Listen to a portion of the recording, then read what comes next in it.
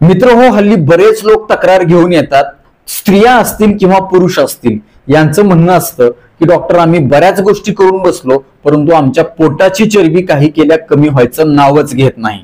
आणि म्हणूनच आजच्या व्हिडिओमध्ये मी तुम्हाला अशा 8 सहज सोप्या पद्धतीनं करता येणाऱ्या गोष्टी सांगणार आहे, ज्या गोष्टी करण्याच्यासाठी तुम्हाला एक नया पैसा खर्च करायची गरज नाही. कुठला महागडा दवाखाना, डॉक्टर, इंजेक्शन, सलाईन, गोळ्या, सप्लिमेंट घ्यायची गरज नाही. कुठला विशेष व्यायाम, कुठली विशेष डाएटिंग किंवा कुठली विशेष जिम लावायची तुम्हाला गरज पडणार नाही. आणि जर तुम्हाला खरंच मनातून प्रामाणिकपणे वाटत असेल की तुमच्या पोटाची चरबी निघून जावी, तुमचा फिटनेस व्यवस्थित राहावा, तुम्हाला बीपी, शुगर, डायबिटीस, कोलेस्ट्रॉल यासारख्या जीवघेण्या आजारापासून बचाव व्हावा, तर तुम्ही हा व्हिडिओ पुढे न पळवता शेवटपर्यंत नीट लक्षपूर्वक ऐका. आणि सगळ्यात महत्वाचं, जगाच्या पाठीवर कुठे जरी तुम्ही गेलात, या 8 गोष्टी केल्याशिवाय तुमची पोटाची चरबी काही केल्या कमी होणारच नाही, हे मी खात्रीशीरपणे सांगू शकतो. पण मात्र मी सांगितलेल्या गोष्टी जर तुम्ही तुमच्या दैनंदिन जीवनामध्ये तंतोतंत अंमलात आणल्या, तर 1 महिन्यामध्ये तुम्हाला खात्रीशीरपणे चांगला रिझल्ट दिसल्याशिवाय राहणार नाही. आणि अगदी तेही कुठल्याही दुष्परिणामाशिवाय, साईड इफेक्ट शिवाय तुम्हाला ह्या सगळ्या गोष्टीचा फायदा होणार आहे.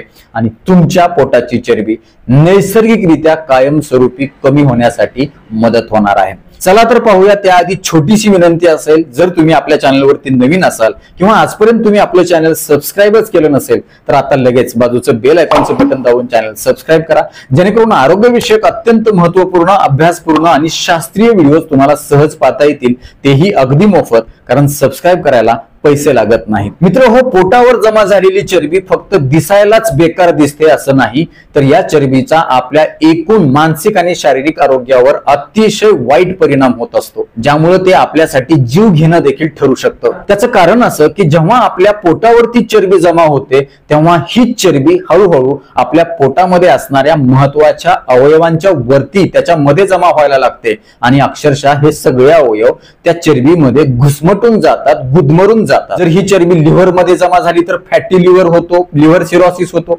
लिव्हरचं व्यवस्थित काम होत नाही. लिव्हर हा शरीरातला महत्वाचा रासायनिक कारखाना आहे.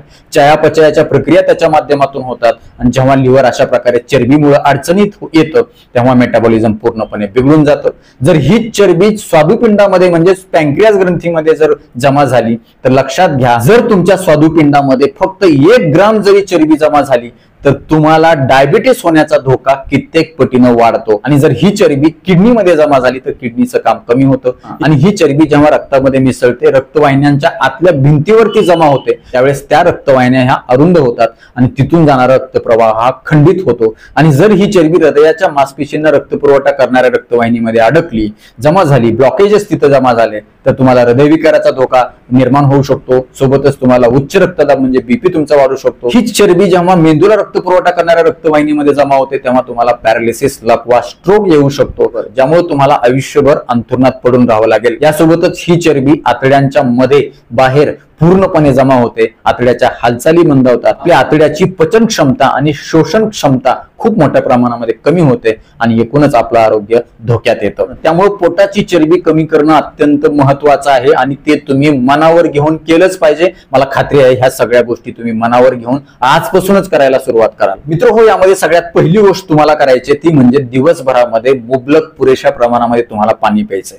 विज्ञान म्हणजे सायन्स, शास्त्र असं सांगतं की ज्या लोकांच्या शरीरामध्ये पाण्याची मात्रा, द्रवाची मात्रा चांगली असते, ज्यांचं शरीर नेहमी हायड्रेटेड असतं, ज्यांच्या शरीरातील सर्व पेशींचं चांगलं सिंचन झालेलं असतं पाण्याच्या किंवा द्रवाच्या माध्यमातून, अशा लोकांच्या शरीरामध्ये चरबी जास्त जमा होत नाही. झाली असेल तर ती लवकर निघून जाण्यासाठी अतिशय चांगला फायदा होणार आहे. त्यामुळे चरबी कमी करायची असेल तर तुम्हाला दिवसभरामध्ये मुबलक पाणी प्यावंच लागेल. लक्षात ठेवा, पोटाची चरबी कमी करण्यासाठी पाण्यासारखं दुसरं नैसर्गिक औषध नाही, पण मात्र ते फुकट मिळते, त्याच्यामुळे आपल्याला त्याची किंमत नाही. कारण आपल्याला नेहमी महागड्या औषध गोळ्या खाण्याची सवय झालेली असते. आपली मानसिकता तशीच असते. ही मानसिकता पूर्णपणे आपल्याला बदलायची आहे. यासाठी तुम्हाला काय करायचंय, सकाळी उठल्याबरोबर तुम्हाला कोमट पाणी प्यायचंय. सगळ्यात पहिलं काम तेच करायचंय. ब्रश करायचा नाही, चूळ भरायची नाही, काय नाही, हळूहळू शांत निवांत बसून हे पाणी प्यायचंय. या सकाळी सकाळी कोमट पाणी पिल्यामुळे आपल्या शरीराचं मेटाबॉलिझम म्हणजे चयापचय वाढणार आहे. आणि जेव्हा चयापचय वाढतं, मेटाबॉलिझम सुधारतं, तेव्हा ऑटोमॅटिकली आपल्या शरीरामध्ये कुठेही जमा झालेली चरबी वितळायला लागते, बर्न व्हायला लागते, तिचा वापर शरीराच्या माध्यमातून चांगला होतो आणि आपण फिट होतो. हळूहळू आपल्या पोटाची चरबी गायब व्हायला लागते. यासोबतच या पाणी पिण्यानं आपल्या पोटाचा कोठा चांगला साफ होणार आहे.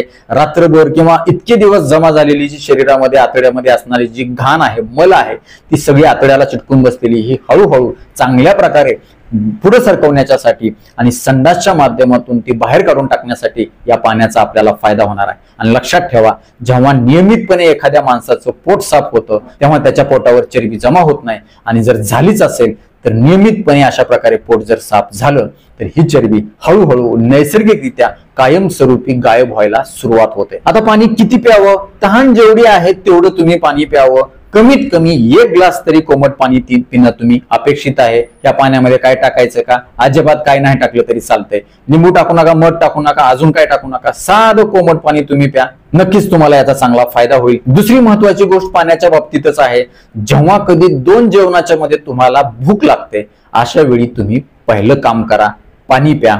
शास्त्र असं सांगतं की जेव्हा आपल्याला 2 जेवणाच्या मध्ये भूक लागते तेव्हा तिथं काय कारण असू शकतं? एकतर तुमच्या शरीरातलं पाणी कमी झाल्याचं ते लक्षण आहे.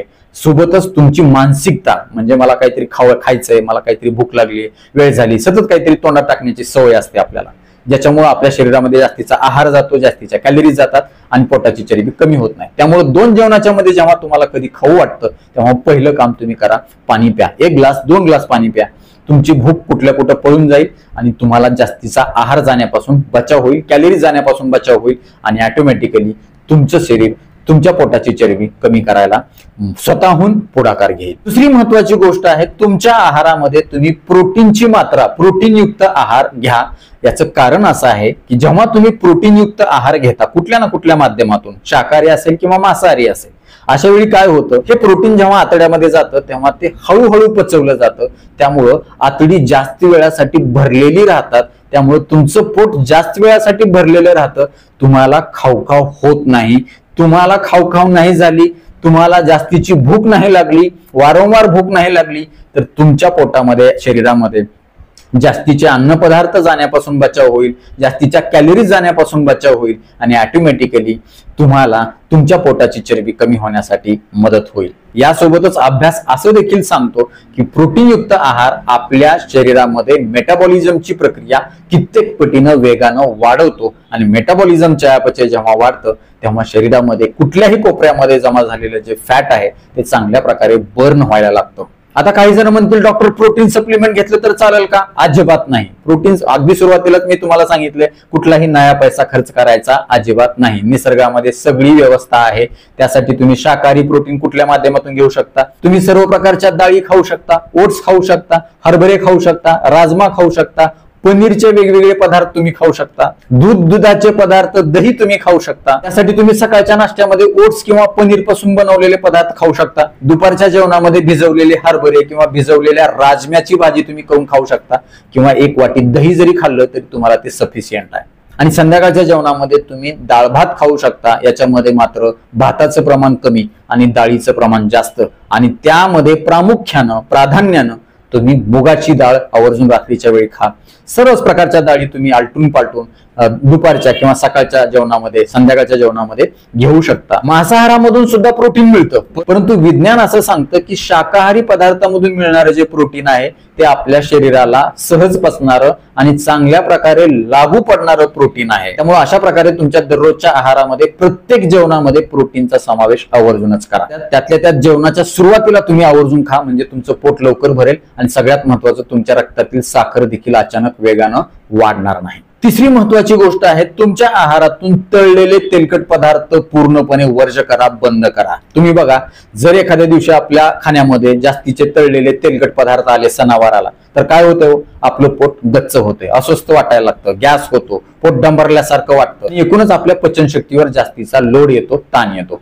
असं का बरं होतं? कारण हे तळलेले पदार्थ पचायला अवघड असतात, जड जातात, त्यांचं व्यवस्थित पचन होत नाही. तळलेले पदार्थ खाल्ल्यानंतर शरीराचं मेटाबॉलिझम अर्थात चयापचयाची प्रक्रिया कित्येक पटीनं मंदावते. मेटाबॉलिझम मंदावलं, चयापचय मंदावलं ही चरबी तुमच्या पोटामध्ये जमा व्हायला सुरुवात होते. ती कमी व्हायचं नावच घेत नाही. त्यातल्या त्यात जर तुम्ही हे तळलेले पदार्थ बाहेरच्या हॉटेलातले खात असाल मग तर काय विचारूच नका. काय होतंय नेमकं, जेव्हा तुम्ही अशा हॉटेलातले पदार्थ खातात तळलेले, तेव्हा तिथं काय होतं, एकाच तेलामध्ये दिवसभर गरम करून ते पदार्थ तिथं तळले जातात.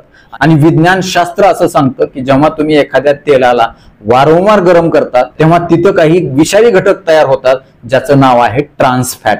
आणि हे ट्रान्स फॅट आपल्या शरीरामध्ये जेव्हा जातात तेव्हा ते पोटाच्या चरबीमध्ये जमा होतात, रक्तवाहिन्यांच्या मध्ये जमा होतात. परिणाम म्हणून आपल्या पोटाचा घेर ढेरी वाढते, बेडप तर दिसतोच, सोबतच यामुळं आपल्याला टाईप 2 डायबिटीस होण्याचा धोका कित्येक पटीने वाढतो, कोलेस्ट्रॉल वाढण्याचा धोका कित्येक पटीने वाढतो, रक्तवाहिन्यामध्ये ब्लॉकेज, हार्ट अटॅक, पॅरालिसिस येण्याचा धोका देखील कित्येक पटीने वाढतो. त्यामुळं तळलेला पदार्थ तुम्ही आजपासून कुठल्याही स्वरूपामध्ये अजिबात घेऊ नका. तेल देखील वापरत असताना रिफाईन तेल अजिबात वापरू नका. कच्च्या घाण्याचं तेल तुम्ही वापरा.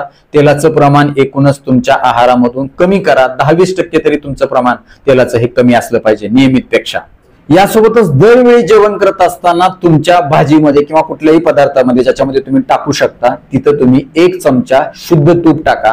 या तुपामध्ये चांगले नैसर्गिक CLA असतात. म्हणजे काय तर कॉन्जुगेटेड लिनोलेइक ऍसिड असतात. आणि हे कॉन्जुगेटेड लिनोलेइक ऍसिड म्हणजे CLA आपल्या हृदय रक्तवाहिन्यांच्या आरोग्यासाठी आणि एकूणच शरीरातील खराब चरबी कमी करून चांगली चरबी वाढवण्यासाठी अत्यंत महत्वाची भूमिका निभावत असतात, जे की ह्या तुपामध्ये असतात. आणि त्यामुळे तुपाचा देखील तुम्ही आवर्जून समावेश करा. दिवसभरामध्ये 1-2-3 चमचे तुम्ही सहजपणे हे शुद्ध तुपाचे घेऊ शकता. यासोबतच जेव्हा कुठल्याही पदार्थामध्ये तुम्ही तुपाची धार टाकता तेव्हा त्याचा ग्लायसेमिक इंडेक्स फार मोठ्या प्रमाणामध्ये कमी होण्याची शक्यता असते. आणि जेव्हा ग्लायसेमिक इंडेक्स कमी होते तेव्हा रक्तातील साखर अचानक वाढत नाही. रक्तातील साखर अचानक नाही वाढली, ती नियंत्रित राहिली तर इन्सुलिनचं प्रमाण देखील जास्त स्त्रावलं जात नाही. इन्सुलिनचं प्रमाण जास्त नाही स्त्रावलं तर त्या ठिकाणी साखरेचं रूपांतर चरबीमध्ये होण्यापासून बचाव होतो. यासोबतच शरीराला चांगलं फॅट म्हणजेच हेल्दी फॅट मिळवण्यासाठी तुम्ही रोज 4-5 भिजवलेले बदाम, 10-15 भिजवलेले शेंगदाणे किंवा खोबरं, नारळ याचा देखील काही प्रमाणामध्ये समावेश करू शकता, ज्यामुळे तुमच्या शरीरातील खराब चरबी निघून जाऊन तुमच्या पोटाची देखील चरबी कमी होण्यासाठी नैसर्गिक मदत होईल. चौथी महत्वाची गोष्ट आहे की तुमच्या आहारामध्ये संपूर्ण धान्याचा आणि संपूर्ण फळांचा समावेश करा. संपूर्ण धान्य म्हणजे कुठलं की ज्या धान्याची साल आहे, कोंडा आहे, म्हणजे गहू, ज्वारी किंवा मिलेट्स, बाजरी, नाचणी ही धान्य दळून आणल्यानंतर त्यांचं पीठ तुम्ही चाळून घेऊ नका. तांदूळ वापरायचा असेल तर हातसडीचा वापरा. पॉलिश केलेला वरचं कव्हर करलेला तांदूळ तुम्ही अजिबात वापरू नका. जर तुमच्या घरी स्वतः तुम्ही बनवलेला तांदूळ असेल ज्याला अजिबात प्रक्रिया केलेली नाही तो तांदूळ देखील वापरू शकता. मात्र तांदळाचा भात करताना देखील काळजी घ्या, त्याच्यामध्ये जास्त प्रमाणामध्ये, निम्म्या प्रमाणामध्ये तरी कमीत कमी हिरव्या पालेभाज्या किंवा फळभाज्या असल्या पाहिजे, ज्याला आपण पुलाव म्हणतो. व्हेज पुलाव तुम्ही आवर्जून करा. म्हणजे काय होईल की तांदळामध्ये असणारे जे कार्बोहायड्रेट आहे या कार्बोहायड्रेटचे साखरेत रूपांतर व्हायला कमी वेळ लागेल, कारण तुम्ही त्याच्यासोबत फायबरयुक्त पालेभाज्या घेतलेल्या आहेत. सोबतच फळं खायची असतील, खास करून जी फळं तुम्हाला सालीसहित खाता येतात ती फळं तुम्ही ते फळ स्वच्छ धुवून घेऊन सालीसहित बारीक चावून खा. कुठल्याही फळाचा ज्यूस तुम्ही अजिबात पिऊ नका, कारण ह्या संपूर्ण धान्य आणि संपूर्ण फळामुळे काय फायदा होतो की याच्यामध्ये मुबलक प्रमाणामध्ये फायबर आहे. हे फायबर आपल्या शरीरातील रक्तातील खराब चरबी कमी करतं, पोटाची चरबी कमी करतं, रक्तामधली साखर अचानक वाढू देत नाही, ती नियंत्रित ठेवतं आणि साखरेचं कार्बोहायड्रेट युक्त पदार्थाचं रूपांतर चरबीमध्ये होऊ देत नाही. ते लागली शरीरामध्ये व्यवस्थित वापरलं जातं आणि ते तिथं साचून नाही राहिल्यामुळं पोटाची चरबी हळूहळू कमी व्हायला लागते. यासोबतच तुमच्या आहारामध्ये धान्यांची विविधता असू द्या. बरेच लोक काय करतात, रोज रोज तेच आहार घेतात, भाकरी भात चपाती भाजी, भाकरी भात चपाती भाजी असं ना. त्याच्यामध्ये तुम्ही विविधता आणा. कधी डाळी खा, कधी मिलेट्स खा, कधी गव्हाचा तुम्ही खाऊ शकता, कधी हिरव्या पालेभाज्या, कधी सलाड, वेगवेगळ्या रेसिपी तुम्ही हेल्दी रेसिपी आपल्या चॅनलवरती बऱ्याच हेल्दी रेसिपी देखील आपण सांगितलेल्या आहेत व्हिडिओच्या माध्यमातून. त्या देखील तुम्ही आवर्जून पहा. वजन कमी करण्यासाठी, शुगर कमी करण्यासाठी, कोलेस्ट्रॉल कमी करण्यासाठी, ढेरी कमी करण्यासाठी ह्या रेसिपी सांगितलेल्या आहेत. नक्कीच तुम्हाला त्याचा देखील चांगला फायदा होईल. पाचवी गोष्ट आहे, तुमच्या आहारातून आजपासून साखर किंवा साखरेपासून बनलेला कुठलाही पदार्थ वर्ज्य करा, पूर्णपणे बंद करा. असं का बरं? कारण साखरेमध्ये कॅलरीजच्या शिवाय दुसरा कुठलाही पोषक घटक नाही. मी नेहमी सांगत असतो, साखर हे पांढरं विष आहे, जे आपल्या शरीराला जीव घेणं आहे, आपलं आयुष्यमान कमी करणारा आहे, आपल्या आयुष्यामध्ये दुःख देणारा आहे. साखर हा पदार्थ आपला गोड बोलून काटा काढणारा पदार्थ आहे. त्यामुळे वेळीच सावध व्हा. त्याचं कारण असं की जेव्हा तुम्ही साखरेपासून कुठलाही गोड पदार्थ बनवता, उदाहरणार्थ तुम्ही गुलाबजामुन घ्या, एक मध्यम आकाराच्या गुलाबजामुनच्या माध्यमातून आपल्या शरीरामध्ये जवळपास 150 ते 1.25 कॅलरीज इतके उष्मांक जातात.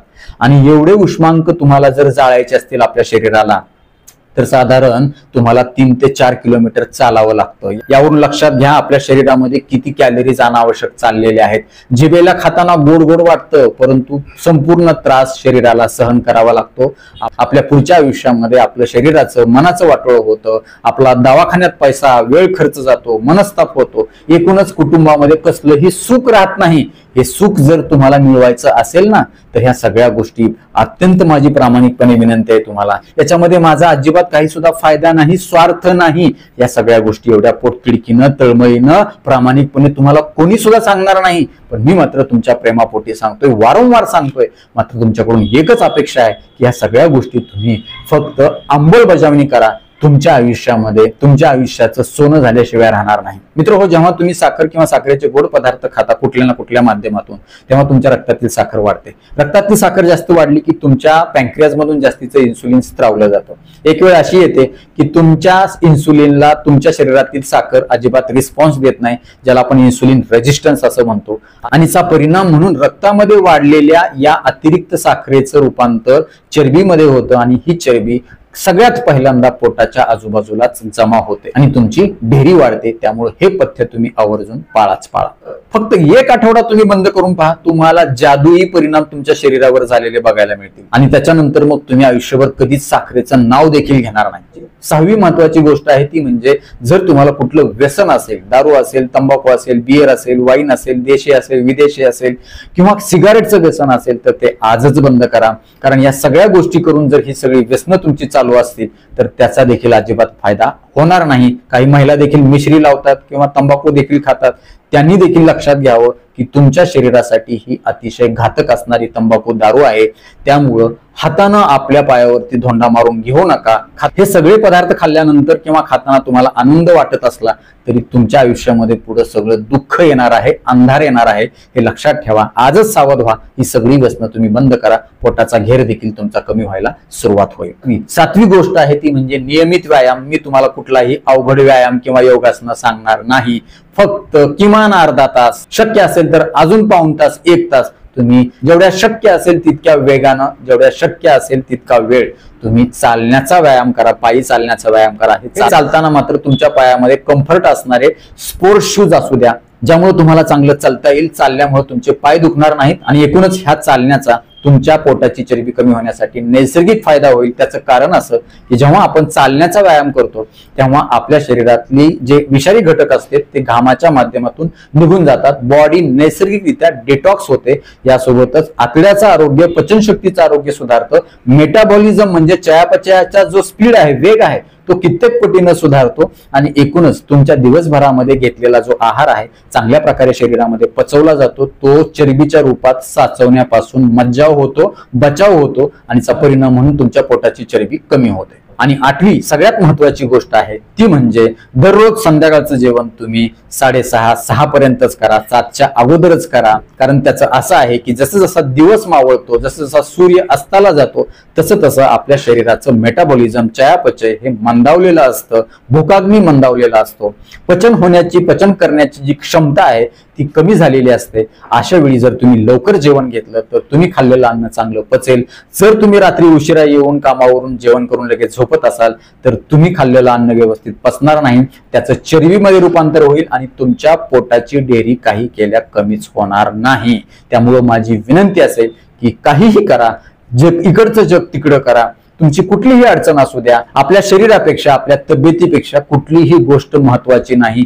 हेल्थ इज वेल्थ असं म्हटलं जातं की take care of your health, otherwise doctor will enjoy your wealth. म्हणजे काय, जर तुम्ही तुमच्या आरोग्याची काळजी घेतली नाही तर त्याचा सगळा फायदा कुणाला होणार आहे? डॉक्टरांना होणार आहे. त्यामुळं आपण कष्ट करून कमवलेला जो पैसा आहे, मेहनतीचा घाम गाळलेला पैसा जो आहे, तो असा अनावश्यक खर्च करू नका. तब्येत चांगली ठेवा. ह्या सगळ्या चांगल्या गोष्टी तुमच्या जीवनामध्ये अंमलात आणा.